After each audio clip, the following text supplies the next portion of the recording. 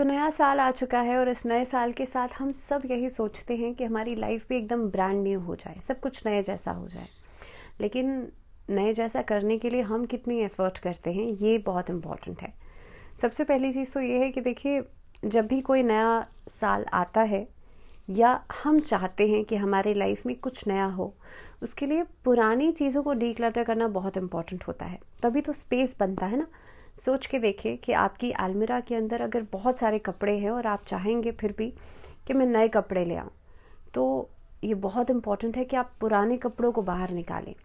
Similarly हमारी life में हम जब चाहते हैं कि कुछ नया आए, तो उसके लिए हमें पुरानी चीज़ों को जो अब at this point of time ज़रूरी नहीं है या ज़रूरत में नहीं आ रही हैं, उनको डीक्लटर करना बहुत इम्पॉर्टेंट है। आपके घर में ऐसा बहुत सारा सामान है, स्पेशली इलेक्ट्रॉनिक आइटम्स।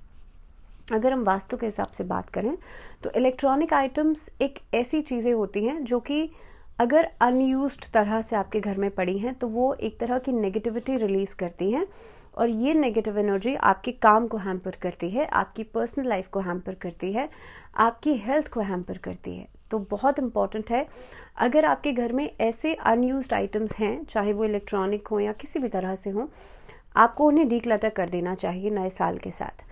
नए साल के साथ क्या, वैसे आपको रेगुलरली उन्हें डीक्लटर करना चाहिए, लेकिन हाँ, क्योंकि नया साल है तो ज़रूरी है कि पुरानी ऐसी चीज़ों को आप ज़रूर बाहर निकाल दें, या फिर कोशिश कीजिए कि अगर वो रिपेयर हो सकती हैं तो रिपेयर करके इस्तेमाल करें। दूसरी बात बहुत इम्पोर्टेंट, कई बार लोगों के घर में घड़ियाँ बंद हो जाती हैं, जो कि अक्सर वो इस चीज़ का ध्यान नहीं दे पाते हैं कि भाई घड़ी अगर बंद हो गई तो उसको एज इट इज़ छोड़ दें।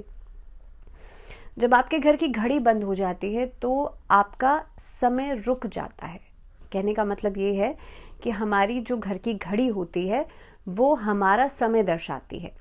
अगर आपके घर की घड़ी रुकी हुई है या ख़राब हो गई है तो कोशिश करें उसे तुरंत ठीक कराएं, या फिर तुरंत उसको वापस से शुरू करें, क्योंकि उसका सीधा सीधा इम्पैक्ट आपके समय के ऊपर पड़ सकता है।